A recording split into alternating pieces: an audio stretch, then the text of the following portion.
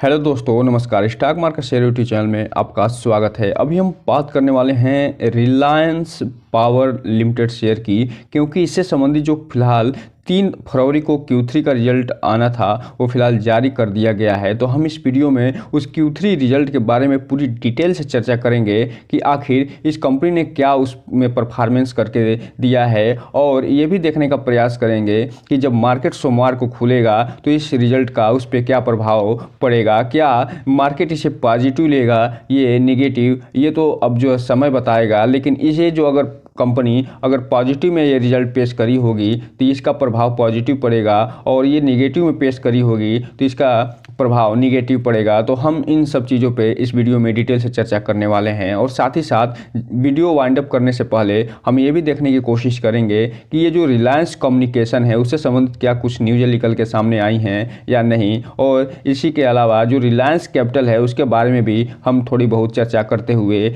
दिखाई देंगे इस वीडियो में। तो चलिए दोस्तों, बिना किसी देरी के वीडियो शुरू करते हैं। तो दोस्तों, आप यहाँ पर देख रहे हैं कि जो 3 फरवरी बीता है उसी दिन इसका Q3 का रिजल्ट जारी होते हुए नजर आया है। रिजल्ट देखने से पहले थोड़ा हम बात कर लें इसके सब्सिडीज कंपनियों की, क्योंकि हम जो रिजल्ट देखने वाले हैं वो कंसोलिडेटेड रिजल्ट देखने वाले हैं, और कंसोलिडेटेड के रिजल्ट के बारे में आप जानते हैं कि जो स्टैंड एलोन रिजल्ट होता है उसके संबंधित जो डेटा है वो तो शामिल होता ही है। साथ ही साथ ये जो सब्सिडीज कंपनियां आपको दिखाई दे रही हैं उनसे संबंधित जो भी डेटा होगा वो भी इसमें शामिल होता हुआ दिखाई देता है, और उसके बाद Q3 का रिजल्ट निकल के सामने आता है। तो इसलिए हम थोड़ा सा जान लें कि ये जो कंपनी है कौन कौन से जो सब्सिडीज कंपनियां हैं उसके माध्यम से काम करती है। तो यहाँ पे आप देख रहे हैं कि subsidies including step down subsidy. तो यहाँ पे आप देखिए इसके नाम यहाँ पे दिए गए हैं, जो शासन पावर लिमिटेड है, रोजा पावर लिमिटेड है, विदर्भ इंडस्ट्री है, दूसरा जो सोलर पावर है, जो समलकोट पावर लिमिटेड है, राजस्थान सन टेक्निकल एनर्जी प्राइवेट लिमिटेड है, रिलायंस नेचुरल है, इसके अलावा यहाँ कोस्टल है।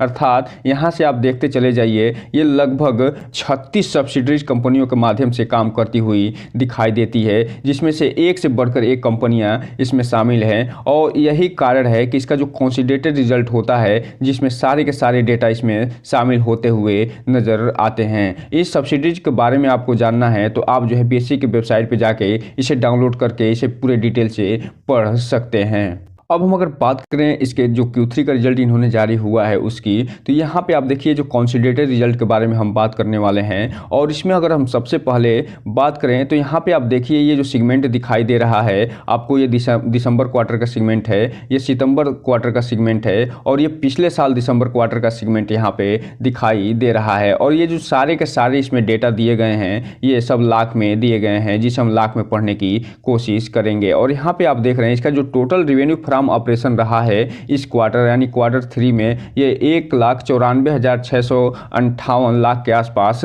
रहा है, जो कि पिछले सेम क्वार्टर में इसका रेवेन्यू फ्रॉम ऑपरेशन जो रहा था 1,88,605 लाख के आसपास रहा था। तो इस हिसाब से आप देख रहे हैं इसके रेवेन्यू फ्रॉम ऑपरेशन में यहाँ ईयर ऑन ईयर बेस पे मामूली सी वृद्धि दिखाई दे रही है, जबकि क्वार्टर बेस पे ये 2,05,226 लाख से घट के 1,94,656 लाख पे पहुंचता हुआ दिखाई दे रहा है। अर्थात कहने का मतलब ये है कि इसका revenue from operation year on year base पे तो बढ़ रही है, लेकिन क्वार्टर बेस पे इसमें कमी देखी जा रही है। जबकि अगर यहीं पे अगर हम बात कर लें टोटल इनकम की, तो इसका Q3 2023 का जो बीता है उसमें ये टोटल 2,154 लाख का टोटल इनकम प्राप्त करती हुई दिखाई दे रही है, जबकि पिछले सेम क्वार्टर में 1,93,629 लाख का टोटल इनकम प्राप्त करी थी। वहीं अगर हम बात कर लें यहाँ पे क्वार्टर की, तो ये जो Q2 बीता है सितंबर 2023 में, उसमें ये 2,13,083 लाख का टोटल ये इनकम प्राप्त करी थी। तो इस हिसाब से आप देख रहे हैं कि इसके क्वार्टर बेस में तो ठीक ठाक कमी दिखाई दे रही है टोटल इनकम में, लेकिन यह ईयर ऑन ईयर बेस पे भी इसमें मामूली सी वृद्धि दिखाई दे रही है। चूंकि आप जानते हैं कि कोई भी कंपनी जब काम करती है तो टोटल इनकम तो प्राप्त करती ही है, साथ ही साथ कुछ एक्सपेंस भी करती है, ताकि जो है सारी चीज़ें बनी रहें और नए प्रोडक्ट का निर्माण हो सके। तो उसी संबंध में यहाँ अगर हम टोटल एक्सपेंस की बात कर लें तो ये जो क्वार्टर बीता है Q3 दिसंबर 2023 का, उसमें ये 3,17,908 लाख का टोटल एक्सपेंस करती हुई नजर आई है, जबकि इसका जो टोटल इनकम रहा है अभी हम ऊपर देखे थे लगभग 2,01,06 लाख के आसपास रहा है। तो यहाँ पे आप देख रहे हैं इसके टोटल जो एक्सपेंस है उसमें बहुत भारी वृद्धि दिखाई दे रही है इनकम की तुलना में। जबकि क्वार्टर ऑन ईयर की अगर हम बात करें तो दिसंबर 2022 की क्वार्टर में ये टोटल 2,12,633 लाख का टोटल एक्सपेंस करी थी। वहीं क्वार्टर की अगर हम बात करें तो सितंबर 2023 के क्वार्टर में ये 2,30,801 लाख का टोटल एक्सपेंस करी थी। तो इस हिसाब से आप देखिए कि इसके एक्सपेंस में न केवल ईयर ऑन ईयर बेस पे ही ज़बरदस्त वृद्धि दिखाई दे रही है, बल्कि क्वार्टर बेस पे भी ये अच्छी खासी वृद्धि इसमें देखने को मिल रही है। और इसमें आप देखेंगे आगे चल के, चूँकि इसका एक्सपेंस बहुत ज़्यादा है इसके टोटल इनकम से, तो ये कंपनी घाटे में जाती हुई दिखाई देगी। तो बात करें प्रॉफिट बिफोर टैक्स की, अर्थात टैक्स देने से पहले इसका टोटल जो प्रॉफिट होता है, जिसमें टोटल इनकम में से टोटल एक्सपेंस घटा के फिर उसको निकाला जाता है। तो यहाँ पे आप देख रहे हैं इसका जो प्रॉफिट बिफोर टैक्स है ये घाटे में जाता हुआ दिखाई दे रहा है। 1,17,754 लाख के आसपास ये घाटा दिखाई दे रहा है Q3 जो बीता है दिसंबर 2023 का उसमें। जबकि ये घाटा जो था वो दिसंबर 2022 के Q3 में मात्र 19,000 लाख के आसपास था। तो इस हिसाब से आप देखिए कि इसके ईयर ऑन ईयर बेस पे इसके घाटे में ज़बरदस्त वृद्धि दिखाई दे रही है। जबकि क्वार्टर बेस के पे अगर हम बात करें तो सितंबर 2023 के क्वार्टर में ये 17,718 लाख का टोटल ये घाटा दिखाई थी, जबकि ये बढ़ के 1,17,754 लाख के आसपास इसका घाटा बढ़ता हुआ दिखाई दे रहा है। तो इस कंपनी ने ज़बरदस्त घाटा दिया है, न केवल ईयर ऑन ईयर बेस पे बल्कि क्वार्टर बेस पे भी। अब हम अगर बात कर ले यहीं पे इसके प्रॉफिट फॉर द पीरियड या लॉस फॉर द पीरियड की, जिसे हम नेट प्रॉफिट या नेट लॉस के नाम से जानते हैं, जो कि वास्तविक लॉस या वास्तविक प्रॉफिट इसे कहा जाता है। यहाँ पे देख रहे हैं जो दिसंबर Q3 बीता है उसका जो नेट लॉस दिखाई दे रहा है वो 1,13,675 लाख का दिखाई दे रहा है। जबकि पिछले साल सेम क्वार्टर में अर्थात दिसंबर 2022 के Q3 में ये 29,154 लाख का टोटल घाटा दिखाया था। तो इसका जो घाटा बढ़ता हुआ दिखाई दे रहा है और ये लगभग 3 से 4 गुना इसमें वृद्धि देखी जा रही है। वहीं अगर हम क्वार्टर बेस पे बात करें तो ये 23,776 लाख का घाटा दिखा रहा है सितंबर 2023 के क्वार्टर में, जो कि बढ़ के लगभग इससे 4 से 5 गुना इसमें भी वृद्धि दिखाई दे रही है। और ये 1,13,675 लाख का टोटल घाटा दिखाता हुआ नजर आया है। तो कुल मिला जुला कर इसका लब्बो लुबा बस एक ही दिखाई दे रहा है इसमें कि इसका जो नेट लॉस है वो न केवल ईयर ऑन ईयर बेस पे अच्छा खासा बढ़ा है, बल्कि क्वार्टर बेस पे भी ये जबरदस्त घाटे में जाती हुई दिखाई दे रही है। हम अगर बात कर लें यहीं पे इसके अर्निंग पर शेयर की, तो यहाँ पे आप देख रहे हैं कि इसका अर्निंग पर शेयर भी ईयर ऑन ईयर बेस पे ये भी इसमें ज़बरदस्त माइनस में जाता हुआ दिखाई दे रहा है। वहीं क्वार्टर बेस पे भी ये बहुत ज़बरदस्त माइनस में जाता हुआ दिखाई दे रहा है। तो कुल मिला जुलाकर इस रिजल्ट का लब्बो लिबाब बस एक ही है कि इस कंपनी का जो घाटा है बहुत ज़बरदस्त तरीके से बढ़ता हुआ नज़र आ रहा है। और ये जो कंपनी है इसने जो रिजल्ट पेश किया है बहुत ही घटिया रिजल्ट पेश किया है। एक तरीके से कहा जाए तो अभी तक का सबसे घटिया रिजल्ट ये पेश करते हुए दिखाई दी है। जबकि पावर के क्षेत्र में गवर्नमेंट का सपोर्ट भी अच्छा खासा मिलता हुआ नज़र आ रहा है और इस बजट में तो और अच्छा खासा अनाउंसमेंट भी हुआ है, लेकिन उसके बावजूद भी ये जो कंपनी बहुत ही घटिया परफॉर्मेंस करके निकल के सामने आई है।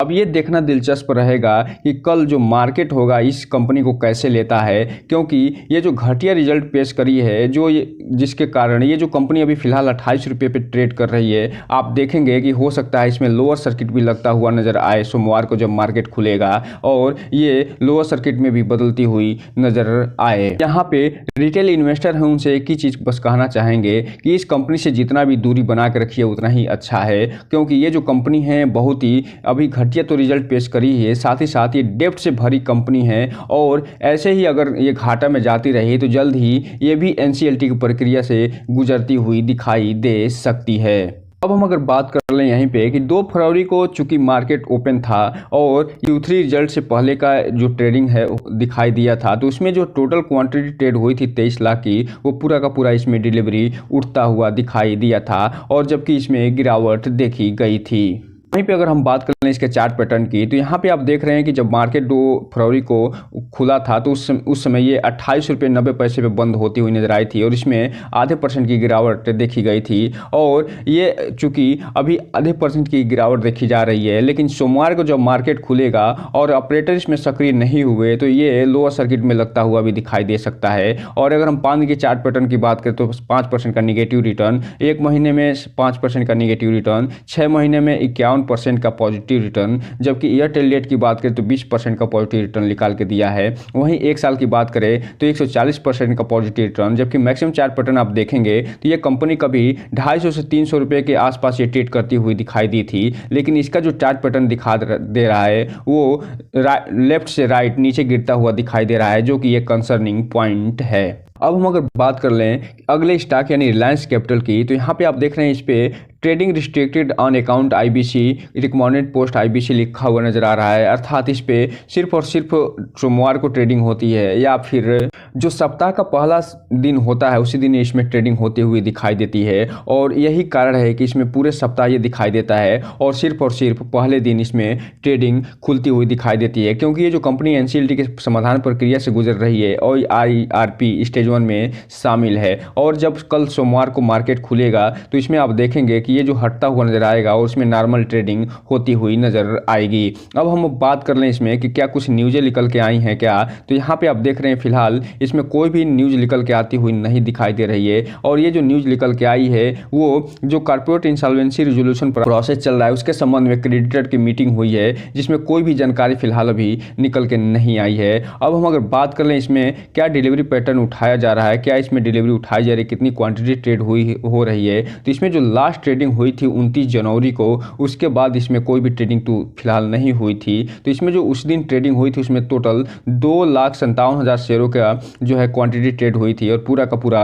डिलीवरी उठता हुआ दिखाई दे रहा है। और ये जो कंपनी अभी भी NCLT की प्रक्रिया से गुजर रही है उसके बावजूद भी इसमें आप देख रहे हैं कि इसमें अच्छे खासे वॉल्यूम के साथ डिलीवरी उठती हुई दिखाई दे रही है। लेकिन रिटेल इन्वेस्टर से बस एक ही चीज़ कहना चाहेंगे, इस कंपनी के बारे में फुल एनालिसिस करिए, इसकी जो NCLT की प्रक्रिया चल रही है उसके बारे में पूरा जानकारी लीजिए, उसके बाद भी कोई भी इन्वेस्टमेंट करने का प्रयास करिए। और जब भी इन्वेस्टमेंट करिए उसकी पूरी जिम्मेदारी लेते हुए अपने वित्तीय सलाहकार से संपर्क जरूर करिए, ताकि आपका पैसा और निवेश दोनों सुरक्षित रहे और साथ में आपका भविष्य भी, क्योंकि ये जो वीडियो है सिर्फ और सिर्फ एजुकेशनल पर्पस के लिए बनाया जा रहा है। वहीं अगर हम बात कर लें रिलायंस कम्युनिकेशन की, जो इसमें ये भी एक समाधान प्रक्रिया से गुजर रही है, लेकिन इसमें ये चूंकि IRP स्टेज 1 से हट के IRP 0 में आ गई है, यही कारण है इसमें कि 2 फरवरी को जब मार्केट बंद हुआ था तो इसमें ट्रेडिंग देखी गई थी और इसमें ट्रेडिंग अच्छी खासी देखी गई थी और 5% के अपर सर्किट के साथ ये बंद होता हुआ दिखाई दिया था ₹1.94 पे। लेकिन यहाँ पे एक डिस्क्लेमर देना चाहेंगे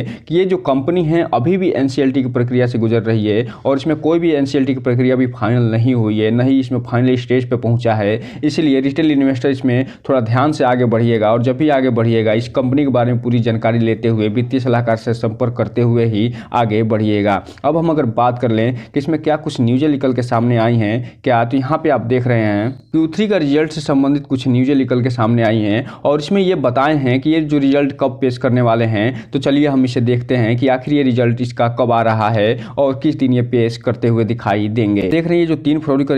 जो निकल के सामने आया है उसमें इसने बताया है ये जो 10 तारीख को अपना जो Q3 का रिजल्ट होगा वो पेश करते हुए दिखाई देंगे, अर्थात 10 तारीख का जो डेट है वो याद रखिएगा। चूँकि रिलायंस पावर का रिजल्ट तो निकल के सामने आ गया है आज और उसके बाद अभी रिलायंस कैपिटल का भी निकल के सामने आना है, जिसका डेट इन्होंने अनाउंसमेंट कर दिया है। और साथ ही साथ अब जो है रिलायंस कम्युनिकेशन का जो Q3 का रिजल्ट का डेट है वो भी अनाउंसमेंट हो गया है और ये 10 फरवरी को निकल के आता हुआ दिखाई देगा। और जो नॉर्मल ट्रेडिंग होगी जो प्रोमोटर हैं और